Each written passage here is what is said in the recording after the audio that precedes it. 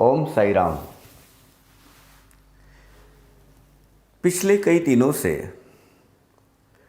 बाबा के भगवान होने का या न होने का, इसके ऊपर बड़ी बहस चल रही है। बहस इसलिए चल रही है कि बाबा बागेश्वर धाम सरकार जिनके जो अधिपति है धीरेन्द्र शास्त्री जी, किसी एक भक्त ने उनको पूछा, उनके भक्त ने किसी ने पूछा कि साईं बाबा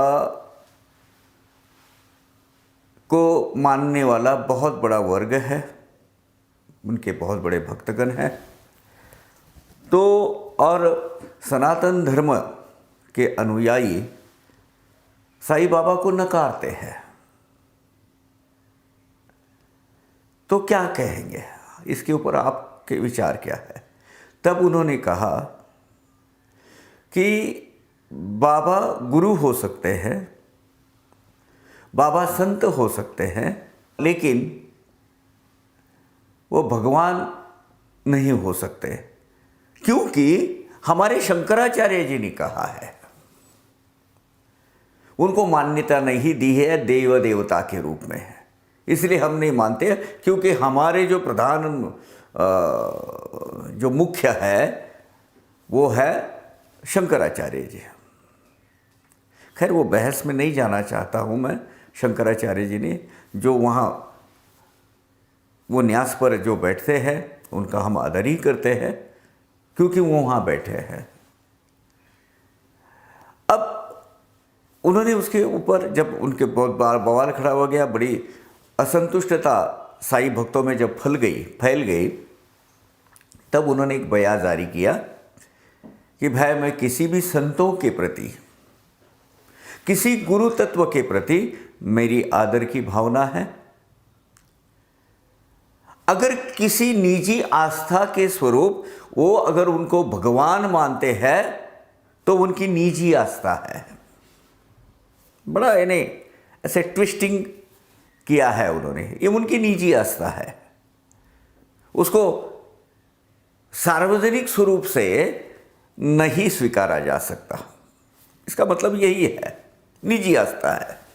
बागेश्वर धाम सरकार, आपको पहले तो मेरा प्रणाम। मैं एक छोटा सा साईं भक्त हूँ, मुझे कोई विडंबना, आलोचना या तंज नहीं कसना है, क्योंकि हमारे बाबा की जो हमें शिक्षा, उनकी जो हमको जो उन्होंने सिखाया है, उसमें ये लिखा है कि तर्क न करें। तर्क को अध्यात्म में कोई स्थान नहीं है, लेकिन इस वार्तालाप के माध्यम से या मेरे इस वीडियो के माध्यम से मैं चंद बातें आपको कहना चाहता हूँ शास्त्र के आधार पर, क्योंकि आप शास्त्री हैं, तो शास्त्रार्थ करना तो आप पसंद करेंगे। प्राचीन हमारे जो ग्रंथ है वो हमारी धरोहर है, हमारा वो खजाना है।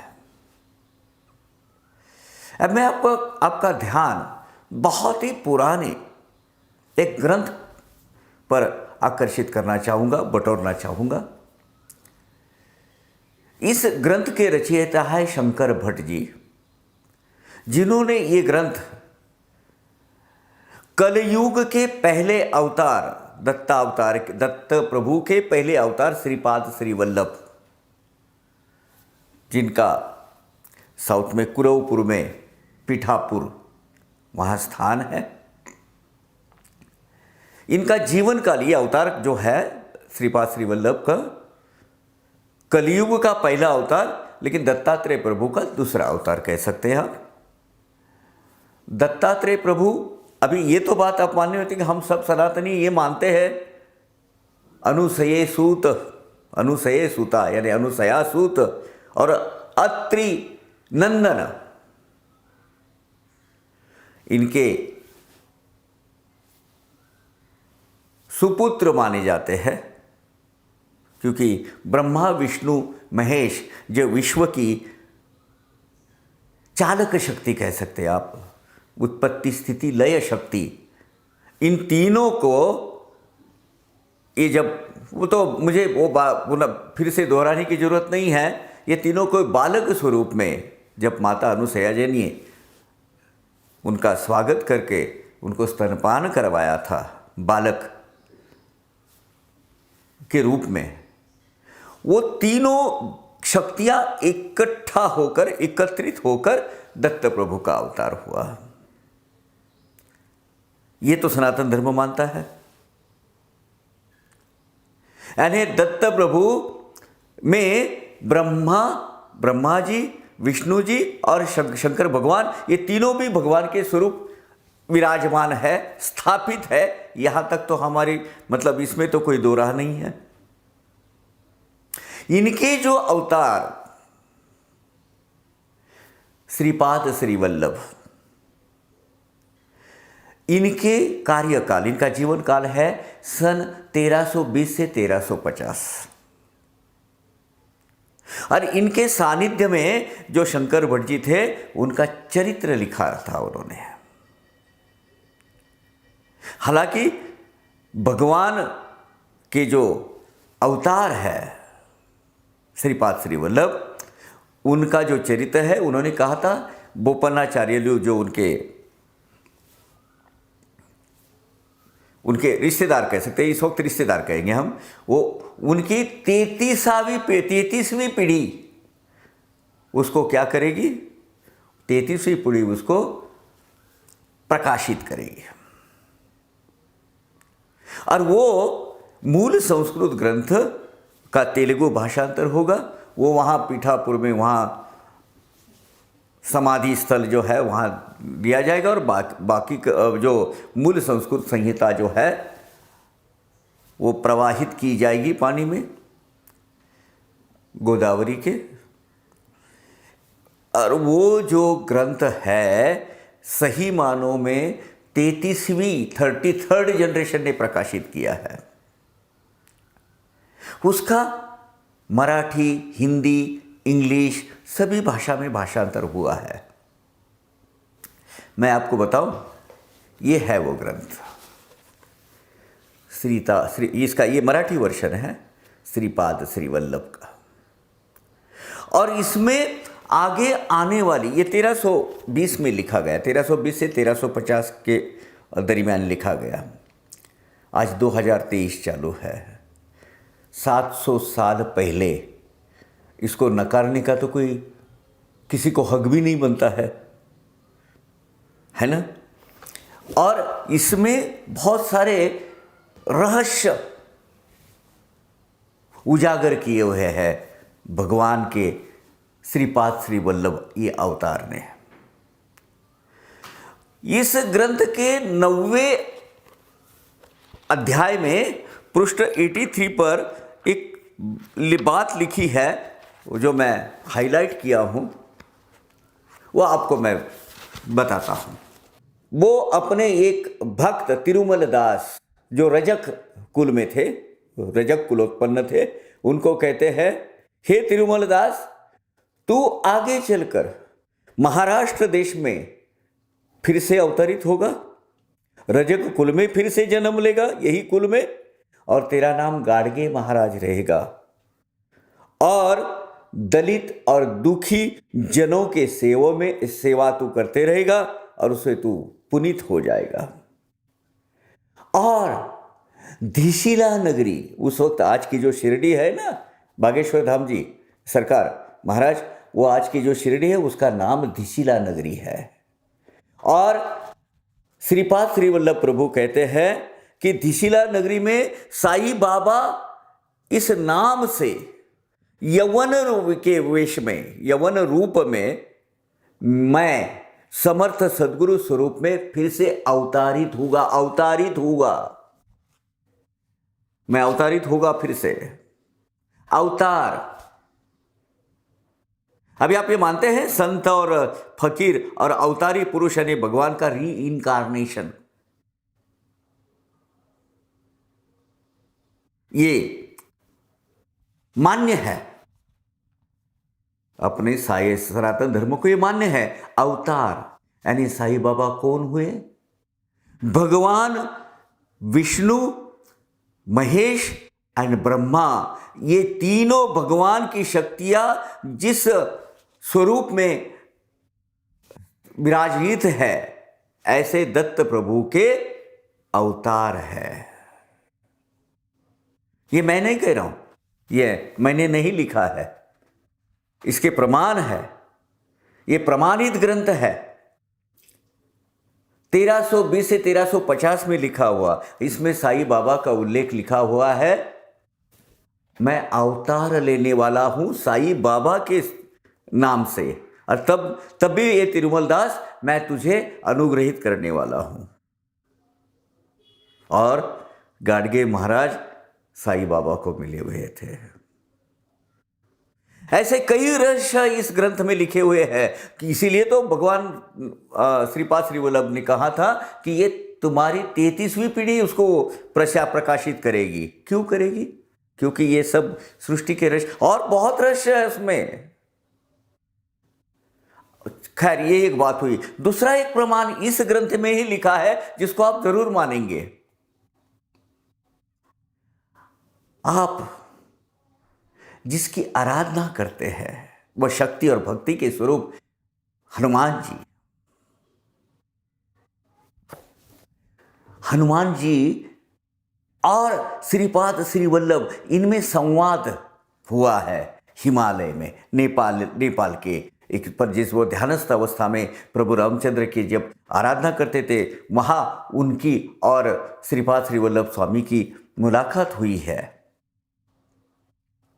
और आदेश दिया है श्रीपाद श्री वल्लभ जी ने कि आप फिर से अवतारित होना है, आप चिरंजीवी हो, चिरंतन हो। आपने श्री राम प्रभु के इतने अनगिनत कोटि कोटि जाप किए हैं कि चित्रगुप्त भी वो लिखने में, वो उतना उसका हिसाब रखने में असमर्थ हुआ है, इसलिए आप चिरंजीवी हो गए हो। लेकिन आपको फिर से अवतारित होना है। मैं आपको वो भी बताऊं, पृष्ठ 270 श्रीपाद प्रभु और हनुमंत जी, इनमें जो संवाद घटित हुआ है, वो संवाद में आपको मैं इस माध्यम से आपको बताना चाहता हूं, और वो मैं पढ़ के बताऊंगा। ये मराठी है, मैं हिंदी में उसका ट्रांसलेशन ऑनलाइन करता हूं। श्रीपाद श्री वल्लभ प्रभु कहते हैं, अरे हनुमंत, तू बहुत ही बुद्धिमान है। मुझ में जो शक्तियां हैं वो तुझ में भी है। मैं आगे चलकर नृसिंह सरस्वती अवतार में श्री शल्य पर्वत पर मल्लिकार्जुन लिंग में गुप्त रीत्या, रहस्यमय रीत्या गुप्त मैं रहने वाला हूं अनेक साल तक, अनेक वर्षों तक। उसके बाद मैं प्रज्ञापूर्व, यानी आज का जो अक्कलकोट है, अभी जो अक्कलकोट स्वामी समर्थ महाराज का जो स्थान है, वो यहां मैं स्वामी समर्थ इस नाम से प्रसिद्ध होगा, वहां से मैं अवतारित होगा। यह अवतार समाप्त करते करते मैं साई रूप में तुझ में अवतारित होगा। भगवान दत्तात्रेय प्रभु के अवतार श्रीपाद श्री वल्लभ कहते हैं हनुमान जी को कि मैं तुझ में अवतारित होगा, तेरे रूप में। क्यों? कि तूने अभी जो मुझे कहा, क्या कहा कि मेरा अवतार तेरे स्वरूप में प्रकट होने वाला है, और तू एक समर्थ सदगुरु के अवतार में प्रसिद्धि पाने वाला है। उसके ऊपर हनुमंत जी ने कहा है, खैर मैं थोड़ा सी वो रेफरेंस नहीं देता हूँ, फिर मैं अलग दूसरा उसमें फाटे नहीं फूटना चाहिए अपने मेन इसमें। तो उन्होंने कहा कि हनुमान जी कहते हैं, जीवत्व व बुद्धि के कारण मैं आपका अंश होने के बावजूद आप में प्रवर्तित नहीं हो सका। आपके चरण यानी प्रत्यक्ष दत्त प्रभु हैं, आप में और मुझ में अंतर हो ही नहीं सकता। मैं आपके स्वरूप में और आप मेरे स्वरूप में अगर ये हो जाए तो मेरा आपके साथ का अद्वैत भाव ये सिद्ध होगा।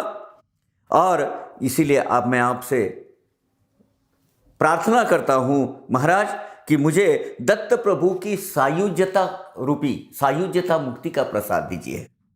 सायुज्यता अब इसकी अलग से कहने की मुझे जरूरत नहीं है ना स्वामी जी।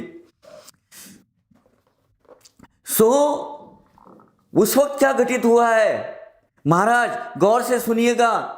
जिसकी आप आराधना करते हैं, जिसकी आप कहते हैं ना, जिसका रक्षण करता स्वयं हनुमान है, उसका चेला तो बलवान है। आप बलवान हैं, आपके बलवान के हिस्से हमें कोई मतलब हम स्वीकार करते हैं। ये भगवान हनुमान की आप आराधना करते हैं। वो हनुमान जी क्या कहते हैं सुनिए। इस वक्त श्रीपाद जब ऐसी प्रार्थना की, श्रीपाद श्री प्रभु महाराज ने वो स्वीकार की। उसके बाद उन्होंने कहा, उन्होंने काल पुरुष को बुलाया, उनको आज्ञा की और कहा, हे काल पुरुष। जब वो सामने भगवान श्रीपाद श्री प्रभु श्रीपाद श्री वल्लभ के सामने खड़ा हो गया हाथ जोड़कर, हे काल पुरुष, ये हनुमंत महाराज कालातीत है। मैं इसको मेरी सायुज्यता प्रसाद के रूप में प्रदान की है। इसको नाथ ये संबोधन कर देता हूं, नाथ। और इसमें आगे नवनाथ परंपरा, वो सब नवकवि नवनाथ, वो सब इसका विवेचन आया है। हमारे अभ्यास के, हमारे जो विषय के संदर्भ में जितना है उतना ही मैं आपको बताऊं। और आगे कहा है, ये हनुमंत आज से श्री साईनाथ इस नाम से संबोधित किया जाएगा। पता चला महाराज आप साईनाथ कौन है। ज्ञान प्राप्त करके अगर आप सब साई भक्तों की आस्था पर बोलते तो मैं बहुत गर्व महसूस होता, सनातन धर्म पर गर्व महसूस होता। हम सब साई भक्त, ऐसा नहीं कि हम आपको मानते नहीं है, लेकिन जब साई बाबा के बारे में सत्य न जानते हुए आप जो टीका टिप्पणी आलोचना विडंबना की है, हम निषेध करते हैं इसका। आप अगर इस ग्रंथ को नहीं मानते हैं तो आप सनातन धर्म को नहीं मानते हैं। ये हमारी विचारधारा बन जाएगी।